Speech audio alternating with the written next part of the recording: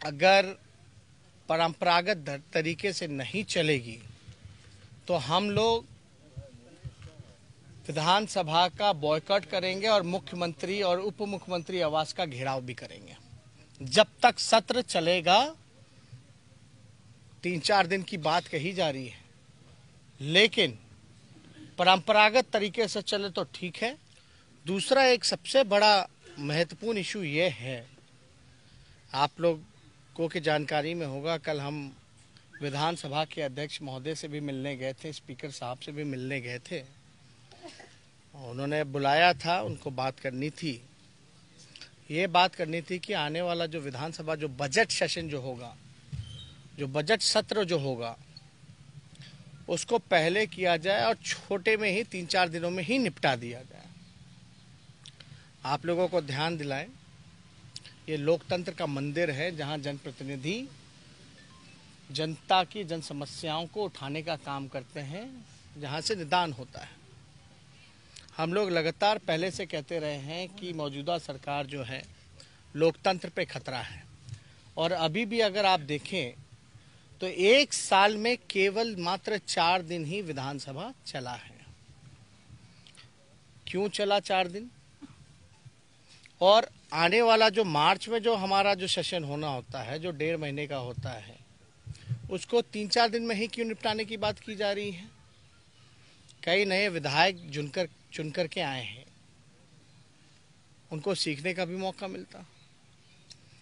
ये बहाना दिया जा रहा है कि वैक्सीन जो है मार्च के महीने में आएगा तो चलेगा, एक अजम्पशन है। अभी कोई तारीख तो तय नहीं हुआ बिहार के लिए। तो हम लोगों का ये राय है, और हमने स्पष्ट रूप से ये भी बोला था अध्यक्ष महोदय को कि सारे पॉलिटिकल पार्टी को बुला करके आप जो है मीटिंग कराइए, और उसमें हम लोगों का, महागठबंधन के पार्टियों का ये निर्णय है कि जो ट्रेडिशनल जो रहा है, जो ट्रेडिशन जो रहा है, जो परंपरागत तरीके से बजट सत्र चलना चाहिए, जितने दिन की कार्रवाई होती है। ये आखिर सरकार भागना क्यों चाह रही है? ये जन समस्याओं को जनप्रतिनिधि कहाँ उठाएंगे?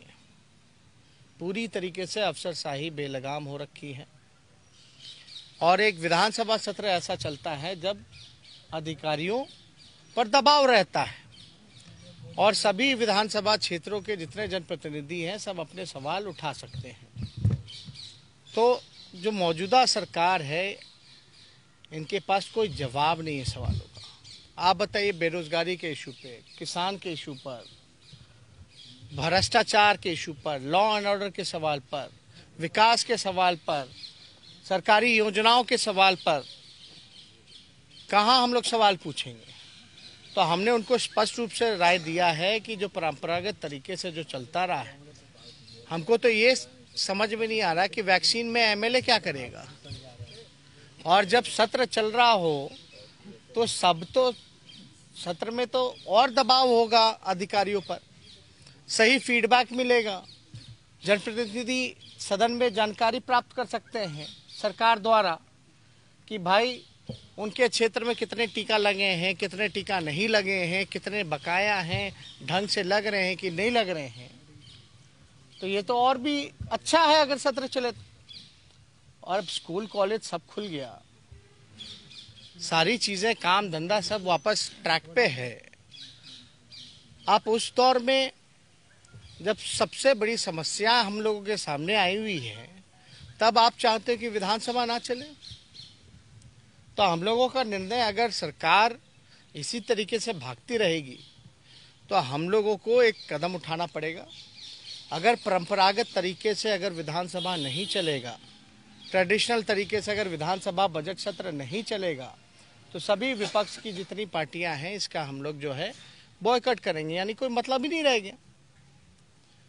तो इसलिए हम सब लोगों की मांग है कि विधानसभा सत्र जो है, जो परंपरागत तरीके से है वो चलना चाहिए, ताकि जनप्रतिनिधि जन समस्याओं को उठाने का काम करे।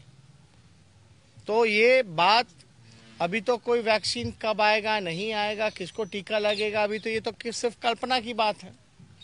बिहार में कब आएगा, कितना टीका आएगा, कहाँ रखा जाएगा, वो टीका एक टेम्परेचर पे रखा जाता है, उसकी क्या व्यवस्था है। तो विधानसभा चलेगा तब तो लोगों को जानकारी होगी, वरना सरकार का तो कोई हिसाब किताब है नहीं। आज तक जो है नीतीश कुमार जी कोरोना को लेकर के कमेटी बनाने की बात कहे विधानसभा में, आज तक कमेटी बनी क्या, जिसको हमने विधानसभा में भी कई बार उठाने का काम किया। तो हम लोग सब लोग इस मुद्दे को लेकर के हम लोग यहाँ उपस्थित हुए और हम लोगों का आपसी तालमेल, कोऑर्डिनेशन, साझा कार्यक्रम बढ़िया ढंग से हम लोगों का चलता रहे, इसको लेकर के सभी महागठबंधन के पार्टियों की हम लोगों की बैठक थी। और 30 तारीख को हम लोगों का जो मानव श्रृंखला है, इसकी तैयारी को लेकर के हम लोग जो हैं पंचायत स्तर तक हम लोग सब लोग ह्यूमन चेन और मानव श्रृंखला बनाएं, क्योंकि इस सरकार को, केंद्र में बैठी सरकार को ना धान की कीमतों का पता है महत्व, ना लोगों की जान का पता है, ना किसानों की जान का पता है। 50 से ज़्यादा हमारे किसान जो हैं शहीद हो गए, लेकिन ना बिहार के मुख्यमंत्री ना देश के प्रधानमंत्री ने एक ट्वीट करके भी कंडोलेंस नहीं दिया। तो इसलिए हम लोग सब लोग जो किसान विरोधी हैं, जो गरीब विरोधी है, जो मजदूर विरोधी है, जो छात्र छात्रा विरोधी है, आप देखिएगा सब लोग जो हैं परेशान हैं, लाठी डंडा बरसाया जा रहा है। चाहे संविदा कर्मी हो, चाहे सरकारी कर्मचारी हो, चाहे जीविका दीदी हो, स्वयं सहायता समूह हो, सभी लोग इस मौजूदा सरकार से परेशान हैं। और हमने पहले भी ये बात कही थी कि जो 16 साल की सरकार है नीतीश जी की, इन्होंने बिहार को बेरोजगार और मजबूर प्रदेश बनाने का काम किया है। और ये सरकार जो है ये बिहार पर अभिशाप के रूप में कायम है। तो इसलिए हम सब लोग जो हैं, सभी दल के लोग यहाँ जुटे हैं। कल नीतीश कुमार ने कहा था कि उन्हें मुख्यमंत्री हाँ, तो इसमें ने कहा था कि उन्हें धोखा मिला है सारा बीजेपी। देखिए हम इसमें दो चार बात ये भूल गए कि जो विधानसभा सत्र अगर परंपरागत तरीके से नहीं चलेगी तो हम लोग विधानसभा का बॉयकॉट करेंगे और मुख्यमंत्री और उप मुख्यमंत्री आवास का घेराव भी करेंगे। जब तक सत्र चलेगा, 3-4 दिन की बात कही जा रही है, लेकिन परंपरागत तरीके से चले तो ठीक है।